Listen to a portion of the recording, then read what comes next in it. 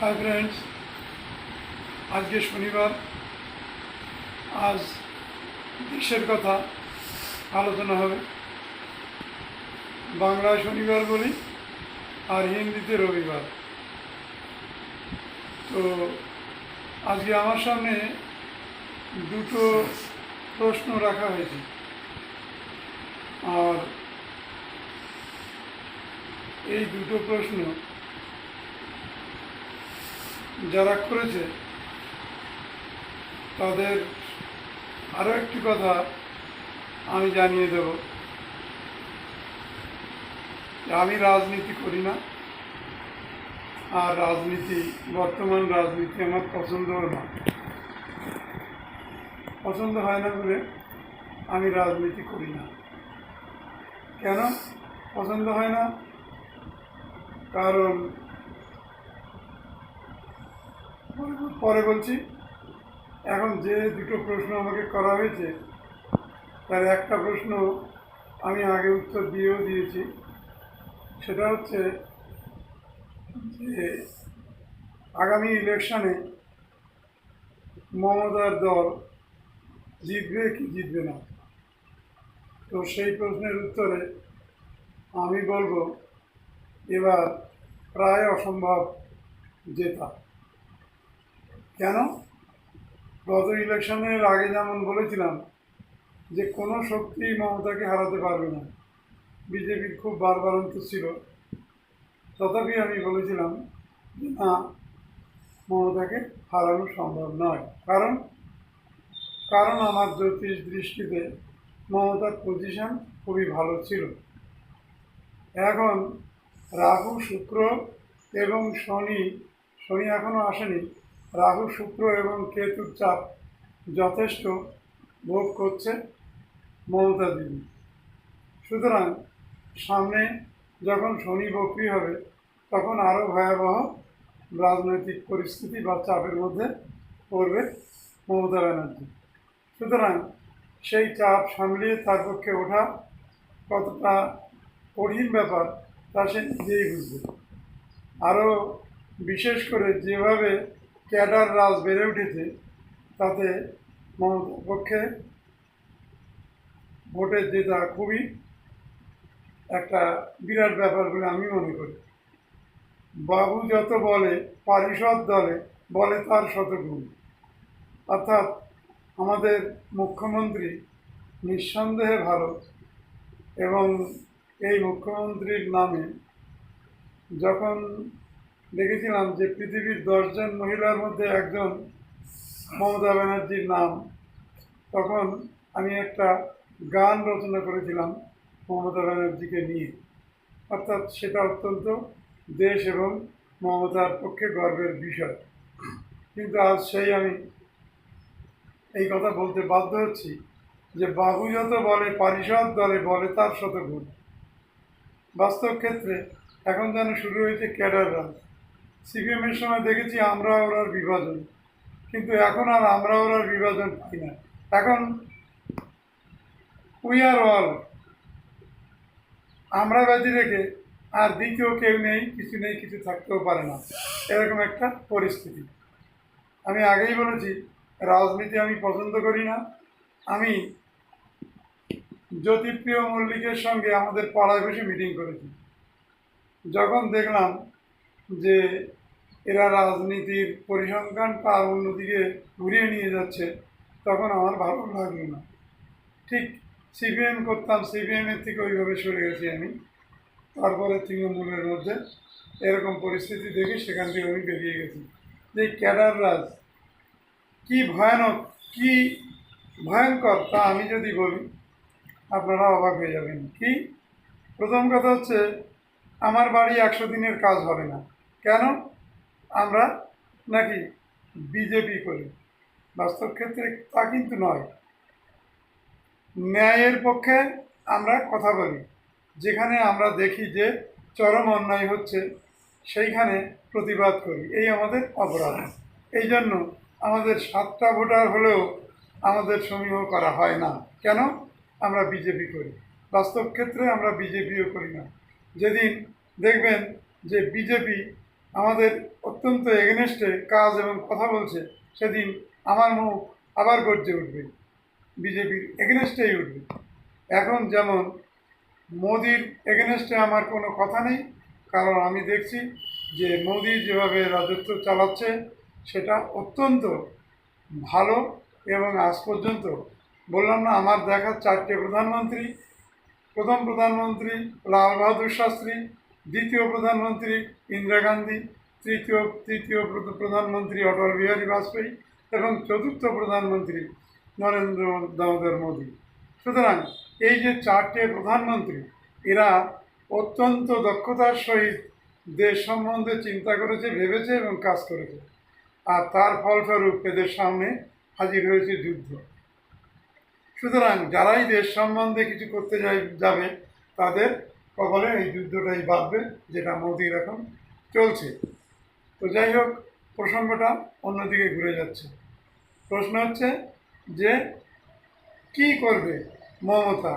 উত্তর হচ্ছে সম্ভবত গ্রহ নক্ষত্রের বিচার অনুসারে এবার আগামী ইলেকশনে মমতার ভরাডুবি হবে, এটাই আমার ধারণা। আমার উত্তর আশা করি তোমরা পেয়ে গেছো। দ্বিতীয় যে প্রশ্নটা, সেই প্রশ্নটা হচ্ছে এই যে সমস্ত জায়গায় রাষ্ট্র হচ্ছে 3টে জিনিস। একটা হচ্ছে মোদি মৃত্যু আসন্ন, সেটা নাকি বঙ্গা বাবা নষ্টদামুসেরা বলেছে, কি বলেছে মাথামুন্ড আমি জানি না। তো আরেকটা হচ্ছে মোদি ও আর গদিতে থাকতে পারবে না, মোদিকে নামিয়ে দেওয়া হবে, বয়স হয়ে গেছে, ইত্যাদি ইত্যাদি। এরপরে অন্য কেউ প্রধানমন্ত্রী হবে। আর একটা হচ্ছে কি, যে যত সম্ভব মোদির ভালো কাজগুলো, ভালো ব্যাপারগুলো, ভালো বিষয়গুলো ঢেকে দিয়ে তার নামে কুৎসা প্রচার হচ্ছে। তো এর ফলস্বরূপ আপনার ধারণা কি, আপনি একটু দয়া করে যদি বলেন। তো আমার এই দ্বিতীয় প্রশ্নের উত্তর হচ্ছে এই, যে যারা বলছে যে মোদির আসন্ন বিপদ মৃত্যু, আমি রবিবারের আলোচনায় বলেছিলাম যে মোদির বিপদ আছে 3-4 মাসের মধ্যে, কিন্তু মৃত্যু নেই, বা সেই বিপদটা সাবধান থাকলে কেটেও যেতে পারে। তো এই প্রসঙ্গে আশা করি তোমাদের উত্তর হয়ে যাচ্ছে যে মোদির কোনো বিপদ হবে না, মৃত্যু হবে না। যারা এই প্রচারগুলো দিচ্ছে তারাও শুনে রাখো যে মোদি গদির থেকে নামবে না, এবং মোদি যা করার করে বেরিয়ে যাবে। নাম্বার 3, যারা মোদির এগেনস্টে অপপ্রচার চালাচ্ছে তারা সবাই ভীষণভাবে ফ্লপ হবে, এটা আমি আগেও বলেছি, আবার এখনও বলছি। সুতরাং এই প্রশ্ন আমার কাছে অবান্তর, তাই এ সম্বন্ধে বিশেষ কিছু আর বলবো না। এখন ফিরে আসি একটু নিচে। আমার দেখা 2টো প্রধানমন্ত্রী আর একটা মুখ্যমন্ত্রী। চরম মূর্খ প্রধানমন্ত্রী ছিল পাকিস্তানের ইমরান খান, দ্বিতীয় গোয়ার প্রধানমন্ত্রী ছিল বাংলাদেশে মুজিবুর রহমান, আর তৃতীয় অসংলগ্ন মুখ্যমন্ত্রী আমাদের মমতা ব্যানার্জি। আমি মনে করি যে আরও একজন মুখ্যমন্ত্রীর ক্ষেত্রে আরও বাকসংযম প্রয়োজন।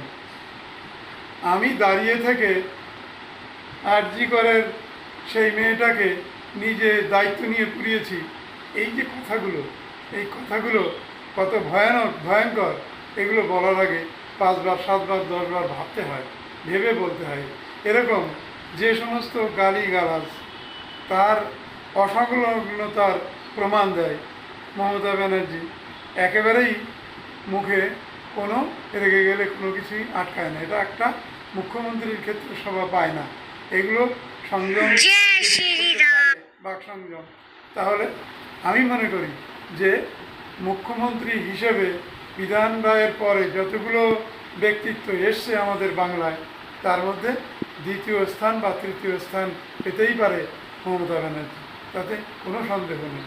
কিন্তু এই যে ক্যাডার, এরা, আমার মেয়েটা পঞ্চায়েতের চাকরি পেয়েছিল, তাদের ধারণা যে আমরা বিজেপি করি, সুতরাং পঞ্চায়েতে এ চাকরি পাবে কেন, আমাদের কি লোক কম আছে? যে কথা আগেই বলেছি যে আমরা ছাড়া জগতে আর কেউ কিছু থাকতে পারে না, থাকবে না। আমাকে বিজেপির থেকে বলা হয়েছিল যে তুমি যদি দাঁড়াও ইলেকশানে, এখন বর্তমানে আমাদের শান্তনুবাবু যে পোস্টে আছে ওখানে আমাকে দাঁড় করানোর চেষ্টা হয়েছিল। আমি বলেছিলাম, দেখো আমি একটা কবি, তা আমি কবি, আমার রাজনীতি করা সাজে না, আমি নিরপেক্ষ, আমি সবার পক্ষে এবং সবার বিপক্ষে কথা বলি। এই জন্য আমি কবি, কাব্য আমার প্রিয়া, কলম আমার ব্যস্ত শুধু ঘটকালিটা নিয়া, কখন কাঁদায় কখন হাসায়, কখন ফেলে ভালোবাসায়, কখন পরে কাব্য দেবী খুন খুশিটা নিয়া। আমি কবি, কাব্য আমার প্রিয়া। পরে তোমাদের কবিতাটা শোনাবো, আজকে না। তো আমি সেই কবি, আমার পক্ষে রাজনীতি শোভা পায় না। আর কেন রাজনীতি করি না সে সম্পর্কে আজকে তোমাদের দুই চারটি কথা আমি বলবো। সেটা কি, যে আগে রাজনীতি মানে ছিল নীতির রাজা। সেটা কেমন? দণ্ডদাতা কাঁধে যাবে দণ্ডিতের সাথে, সার্থক সে বিচার মানি। যুবরাজ ব্রাহ্মণী শ্লীলতাহানি করেছে, তাকে কোতোয়াল ধরেছে, রাজার কাছে বলছে মহারাজ চোর ধরেছি, ব্রাহ্মণী শ্লীলতাহানি হানি করেছে।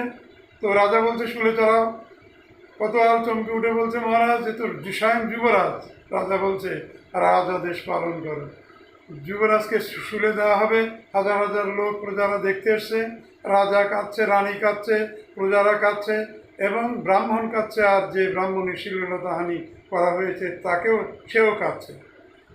তো প্রজারা বলছে মহারাজ একবার যুবরাজ ভুল করেছে, যুবরাজকে ক্ষমা করে দিন, কারণ সেই তো আমাদের ভাবি রাজা। প্রজা বলছে রাজা বলছে রাজাদেশ পালন করো। তো ব্রাহ্মণ বলছে মহারাজ ক্ষমা করে দিন। ব্রাহ্মণই মহারাজের চরণতলে ষষ্ঠাঙ্গে প্রণাম করে বলছে রাজা আমি আমার অভিযোগ তুলে নিলাম, আপনি যুবরাজকে ক্ষমা করে দিন। তারপর রাজা চোখের জল ফেলে ক্ষমা করে দিল। তো দেখা যাচ্ছে কি, যে দণ্ডদাতা কাঁধে যাবে দণ্ডিতের সাথে, সার্থক সে বিচার মানি। এটা হচ্ছে নীতির রাজা। পরবর্তীকালে এটাকে রাজার নীতি করা হলো। কীভাবে? অজাতশত্রু রাজা হলো যাবে পিতার আসনে আসি, পিতার ধর্ম শনিতের স্রোতে, মুছিয়া ফেলিল রাজপুরী হতে, সবিল যজ্ঞ অনল অলতে বৌদ্ধ শাস্ত্র রাশি। কহিলেন রাজা দেবতাও দ্বিজ, রাজা ছাড়া আর কিছু নাই ভাবে পূজা করিবার, এই কটি কথা যেন মনুষার নহিলে বিপদ হবে। এটা রাজা তার নীতিটাকে চাপিয়ে দিল জনসাধারণের ঘাড়ে। এটা হচ্ছে রাজনীতি। তো এখন রাজনীতির সংজ্ঞা এসে দাঁড়িয়েছে কি, আসল জিনিস সত্য জিনিসকে ধামাচাপা দেওয়ার নামই রাজনীতি। সুতরাং এই রাজনীতির থেকে টাটা বাই বাই, আমি ওর মধ্যে নাই।